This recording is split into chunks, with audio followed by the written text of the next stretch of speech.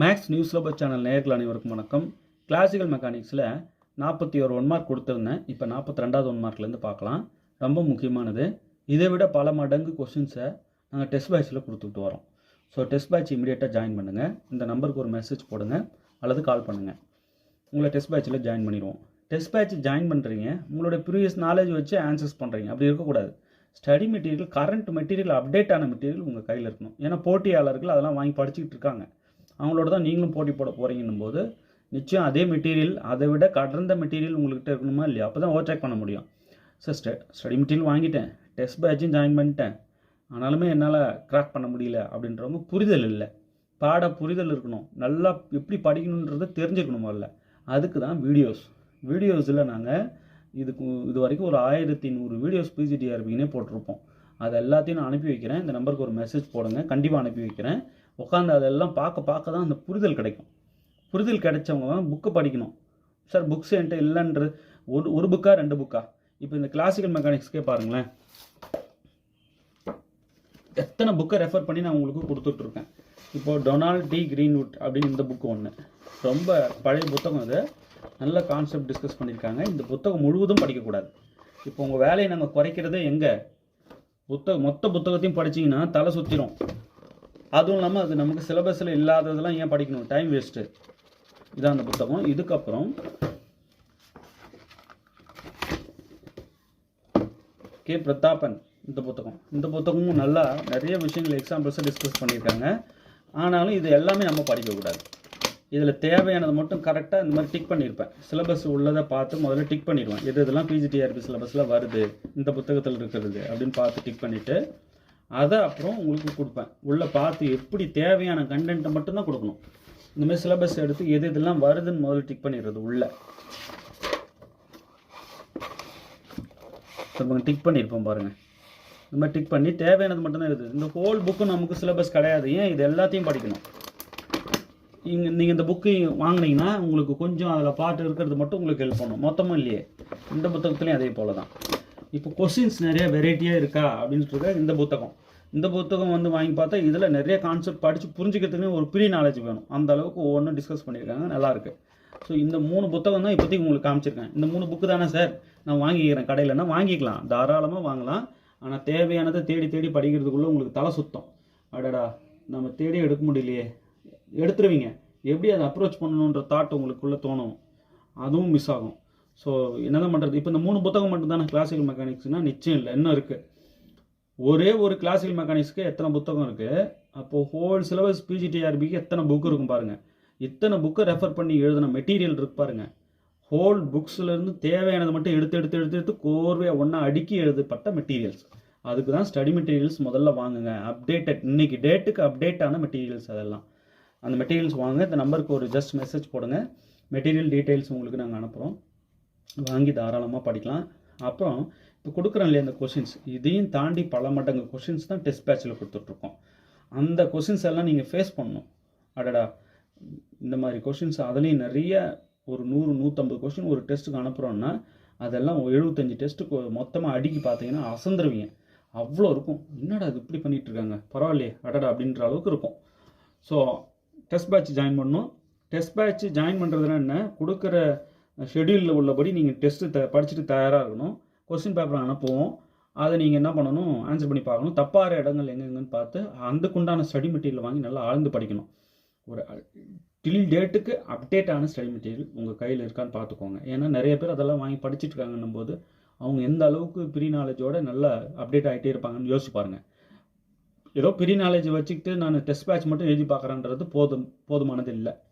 சரியான போட்டு எதிர்கொள்ள முடியாது. ஸ்டடி மெட்டீரியல் கையில் இருக்கணும். நல்ல அப்டேட்டான மெட்டீரியல் கையில் இருக்கணும். அவ்வளோ புக்ஸு நீங்கள் வாங்கி படிச்சிங்கன்னா தேடி எடுக்கிறதுக்கே போதுமான நேரம் ஓடி போயிடும். அதை தேடுற வேலையை குறைக்கிறதுக்கு தான் நாங்கள் இந்த வேலையை செய்கிறோம். அவ்வளோதான். உங்களுக்கு தேவையானது பார்த்து தேடி எடுத்துகிட்டு வந்து கொடுக்குறோம். இந்தாங்கன்னு சொல்லிட்டு கொடுக்குறோம். ஸோ நீங்கள் அதை படிச்சிட்டாலே போதும். நாங்கள் கொடுக்குற ஸ்டடி மெட்டீரியலும், நாங்கள் கொடுக்குற டெஸ்ட் பேட்ச் கொஸ்டின்ஸும், நாங்கள் கொடுக்குற வீடியோஸும் பார்த்துட்டாலே போதும். பிஜிடிஆர்பி அசால்ட்டாக அடிக்கலாம். ஓகே, சரி. இப்போ கிளாசிக்கல் மெக்கானிக்ஸில் 41 ஒன் மார்க் நான் கொடுத்துட்டேன். 42வது ஒன் மார்க்லேருந்து பார்க்கலாம். The number of independent ways in which a system can move without violating the imposed constraint is என்னன்னு சொல்லிட்டு கேட்குறாங்க. Number of independent ways in which a system can move without violating the imposed constraint is, இதில் என்ன கன்சர்வேஷனா, degrees of ஃப்ரீடமா, D'Alembert's பிரின்சிபலா, cyclic கோஆர்டினேட்ஸா? இது என்னன்னா degrees of freedom.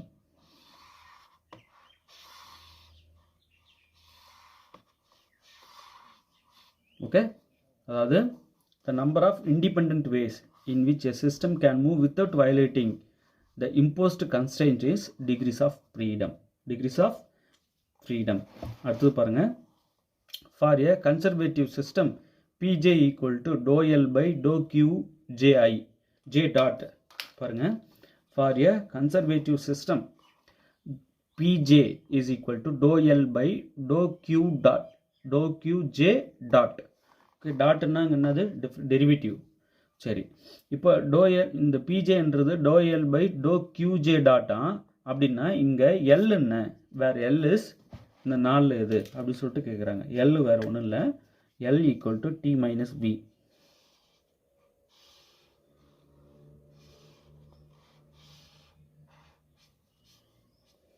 Okay, for a conservative system P J equal to do L by do Q J டாட்னா where L is equal to T minus B, right?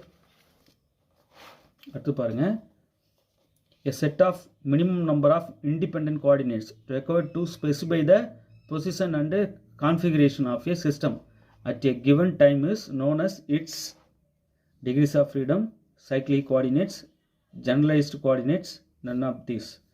இதில் எது அப்படின்னா a set of minimum number of independent coordinates required to specify the position and the configuration of a system at a given time is known as its generalized coordinates.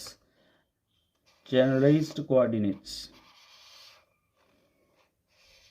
இதெல்லாம் டைரக்டான வரையறைகள், sums கிடையாது இதெல்லாம், இல்லையா? நீங்கள் அப்படியே படித்து மைண்டில் வச்சுக்கொண்டு தான். இதெல்லாம் இல்லாமல் ப்ராப்ளம்ஸ் நம்ம போட முடியுமானா முடியாது. இதெல்லாம் நமக்கு தேவை இருக்குது. டிகிரிஸ் ஆஃப் ஃப்ரீடம் கால்குலேட் பண்ண சொல்லுவாங்க, அதுக்கு ஃபார்முலாஸ் எல்லாம் கொடுத்துருக்கேன். வீடியோஸ் எடுத்து பாருங்கள். For a conservative system QJ equal to டோ V பை டோ QJ, capital QJ equal to டோ L பை டோ QJ dot, QJ equal to MJ QJ dot, capital QJ equal to minus டோ V by டோ QJ. இதில் எது for a conservative சிஸ்டம்க்கு QJ என்னன்னு கேட்குறாங்க. Option D, QJ equal to minus டோ V பை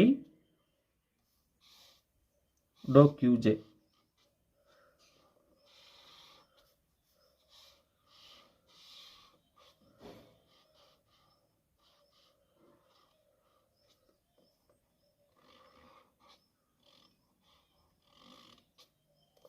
ஓகே, அடுத்து பாருங்க, for a system with generalized coordinates q1 q2 up to qn, the generalized force இதில் என்ன அப்படின்னு சொல்லிட்டு கேட்குறாங்க. இதில் qj is equal to option B, qj is equal to series I varies from 1 to n fi into dou rj dou ri by dou qj.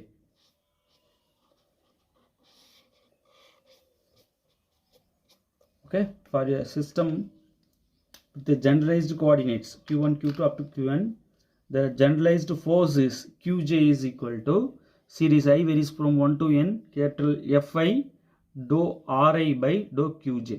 Okay, அடுத்து பாருங்க, in a system with n degrees of freedom can be specified by a set of n generalized coordinates. These sets of generalized coordinates form an n-dimensional Cartesian space. Such a space is called, கீழே வரதில் எந்த space அது அப்படின்னு கேட்குறாங்க, configuration space. அப்படி படித்த உடனே அடிக்கணும், அந்த அளவுக்கு இதை நீங்கள் நல்லா படித்து வச்சுக்கணும். இதை புத்தகத்தை தேடி படிக்கிறதுக்குள்ளே தலை சுற்றிடும். அதுக்கு தான் இதை வாங்கி நீங்கள் டெஸ்ட் பேட்ச்லையும் ஸ்டடி மெட்டீரியலும் வாங்கி வச்சுக்கிட்டு படிச்சிங்கன்னா உங்களுக்கு இதில் இருக்க எல்லாத்தையும் படிச்சாகணும் அப்படின்ற தாட்டு உங்களுக்கு முதல்ல நீங்கள் வந்துடணும். தேடுறதுலேயே இன்னும் இருக்கக்கூடாது. தேடுற வேலையை நாங்கள் பார்த்து தான் கொடுத்துட்ருக்கோம். அதுதான் எங்களோட வேலை. தேவையானதை பார்த்து கொடுத்துட்ருக்கோம். Okay, in a in a system with n degrees of freedom can be specified by a set of n generalized coordinates. These sets of generalized coordinates form an n-dimensional Cartesian space. Such a space is called a configuration space. Okay. ரொம்ப முக்கியமானது கொடுத்துட்ருக்கோம். இது எல்லாத்தையும் விடாமல் படிக்கிறாங்கல்ல, அவங்க தாங்க சரியான competitor. எதையுமே விடாமல் படிச்சுட்டு இருக்கிற ஒரு கூட்டம் இருப்பாங்கல்ல, அவங்களாம் இதை படிச்சுப்பாங்க. The variation of a action with time will become zero on the actual path of motion is dash. பாருங்க, the variation of action with the time, அதாவது denoted by, அது என்னன்னு சொல்லுவாங்க, variation of action with the time del a அப்படின்னு notated பண்ணுவாங்க. Variation of action with time, அதான் del a. Variation of action del a அப்படின்னு சொல்லுவோம். அது பாருங்கள், variation of action del a with time will become ஜீரோவா on the actual path of motion is dash. சரி, அப்போ del a ஜீரோ ஆகுதுன்னா எங்கே? Principle of least action. Principle of least action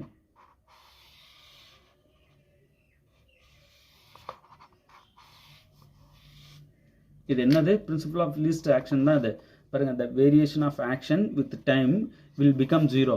del a வந்து ஜீரோ ஆகிடுது எங்கே? on the actual path of motion is principle of least action. இதை நம்ம principle of least action சொல்லுவோம். அடுத்தது பாருங்கள், if the dynamic variables capital F and capital G of a system is a function of qj and pj, அதாவது capital Fன்றது function of qjவா இருக்குது, capital ஜின்றது function of பிஜேவாக இருக்குது. Then the Poisson bracket of F and G, இந்த எஃப்க்கும் ஜிக்கும் poison bracket என்னன்னு சொல்லிட்டு கேட்குறாங்க. இதுக்கு பாய்சன் ப்ராக்கெட் என்னென்னா, கொடுத்த ரெண்டு கேபிட்டல் எஃப் கேபிட்டல் ஜியோட பாய்சன் ப்ராக்கெட் என்னென்னா எது? With respect to the variables. எஃப்க்கு கியூஜே, ஜிக்கு பிஜே. இதுக்கு பாய்சன் ப்ராக்கெட் என்ன அப்படின்னா option A. Option A capital F G. இந்த க்ளோஸ்டு ப்ராக்கெட் மாதிரி போடுறோம்ல, அதான் வந்து நம்ம என்ன சொல்வோம்,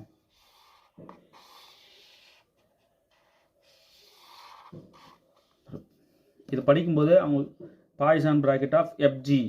okay, Poisson sir open bracket மாதிரியும் போடுறாங்க, க்ளோஸ்டு ப்ராக்கெட் மாதிரியும் போடுறாங்க. சில நேரம் குழப்புது சார். சிலரோட நொட்டேஷன் யூஸ் பண்ணும்போது சில ஆத்தர் வந்து சில நொட்டேஷன்ஸ் யூஸ் பண்ணியிருப்பாங்க. அவங்க நொட்டேஷன்ஸ் யூஸ் பண்ணும்போது இந்த நொட்டேஷன்ஸ்லாம் இதுக்குன்னு சொல்லிட்டு தான் ஆரம்பிப்பாங்க. அதை வந்து நம்ம இங்கே சொல்ல முடியாதுல்ல, சொல்லிகிட்டு இருக்க முடியாது. அதனால் நாமளாகவே இங்கே புரிஞ்சுக்கணும். So closed bracket of fg qj under the variable qj and pj is equal to, இப்போ இந்த பாய்சன் bracket பற்றி பேசிகிட்டு இருக்கோம். So Poisson bracket of capital F capital G பார்க்குறோம். with respect to the variables qj and pj is equal to series j dou f by dou qj dou g by dou pj minus dou f by dou pj into dou g by dou pj. Okay, இதுதான் அது. நல்லா படித்து வச்சுக்கோங்க. ஷார்ட்டாக எப்படி சொல்கிறோன்னா do F by do Q do G by do P, அடுத்தது minus do F by do P do G by do P. Okay, இங்கே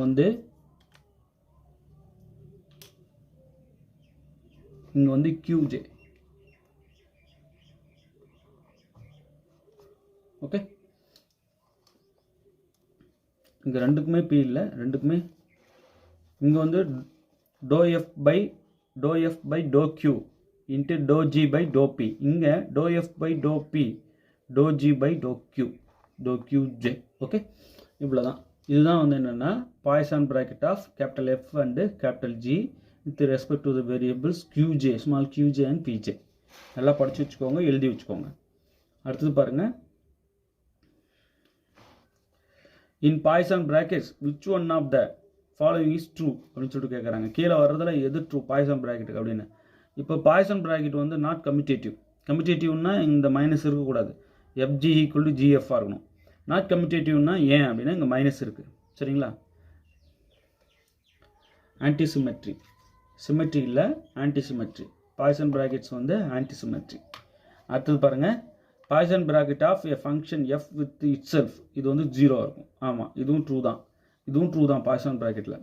அடுத்தது பாருங்கள், Poisson bracket of F comma G A is equal to G into F A இந்த bracket Poisson bracket of F A plus A into Poisson bracket of F G, இதுவும் true தான். So இதெல்லாம் முக்கியமான properties Poisson brackets, மூணுமே true தான். அப்போது எது ட்ரூ இதில்னா ஆல் ஆஃப் தி அபோவ் எல்லாமே. ஓகே, நல்லா எழுதி வச்சுக்கோங்க. மார்னிங் எழுந்து ஒரு தடவை இதை படிச்சுக்கோங்க, நல்லா மைண்டில் வச்சுக்கோங்க. ஓகே, இப்போ அடுத்து பாருங்கள்.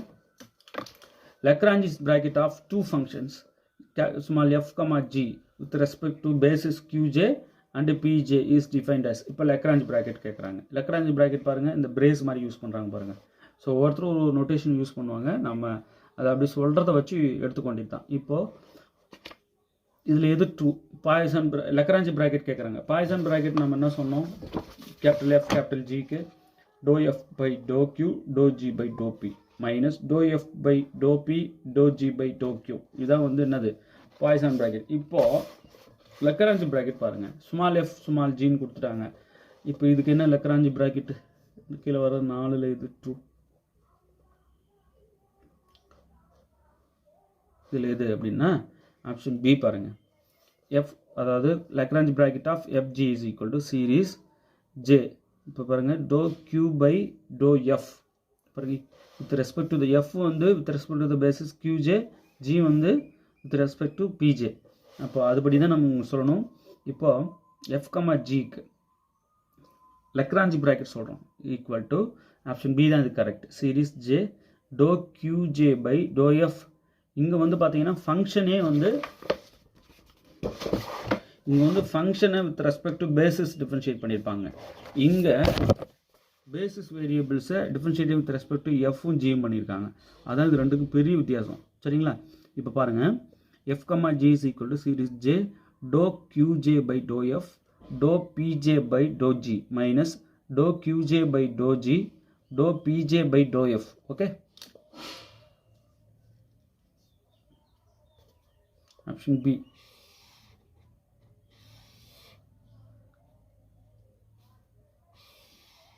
ஒவ்வொருத்தரும் ஒரு விதமான நோட்டேஷன் யூஸ் பண்ணியிருப்பாங்க, பட் கரெக்டாக பார்த்து நம்ம அடிக்கணும், அதுதான் வேலை.